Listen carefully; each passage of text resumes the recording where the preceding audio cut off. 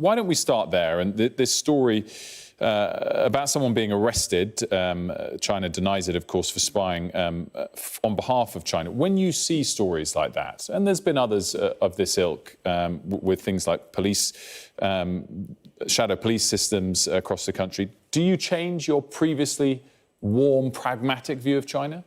Well, my view of China has always been that we should approach China with our eyes wide open. You know, it's not a surprise to me this morning, and I hope it's not a surprise to many people, that China is spying on us. Many people are spying on us, and when we catch them out doing it, we need to be robust in our response, as we are when we find spies from Russia or Iran or any other country. But that doesn't mean that we should cut trade and investment ties, that we should simply go into a defensive crouch. China is a fact of life. It's the world's second largest economy. It's our fourth largest trading partner.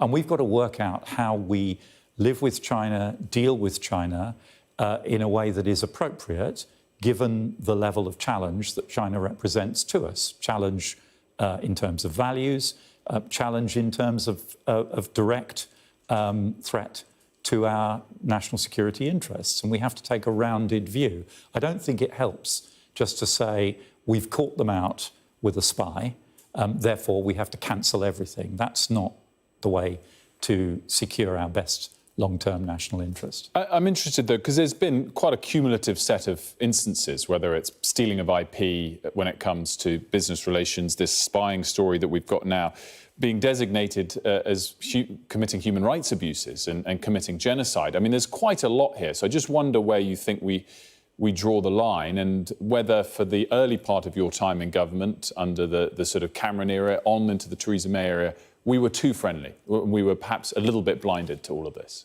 Well, I don't think we were blinded, but we were trying to rebuild a relationship that had gone into the deep freeze. If you remember, at the beginning of the coalition government, relations with China were simply broken off because of the Dalai Lama visit.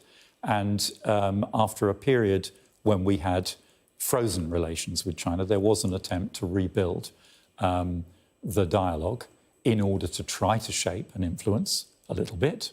Let's be realistic about how much we can do that, but also in order to build trade and investment links. The UK is a medium-sized economy. China's the world's second largest economy. It is a fact of life. We've got to deal with it. We don't have the luxury of saying we're going to cut all links with China. Would you go as far to call them a foe or an adversary, or do you understand if the government doesn't go that far? No, I think China is a challenger, and we should be absolutely clear about that, a strategic challenger to the UK. And China will be doing things like spying on us, which other nations also do, and which, you know, bluntly, we do as well. We've got to be realistic and grown up about this.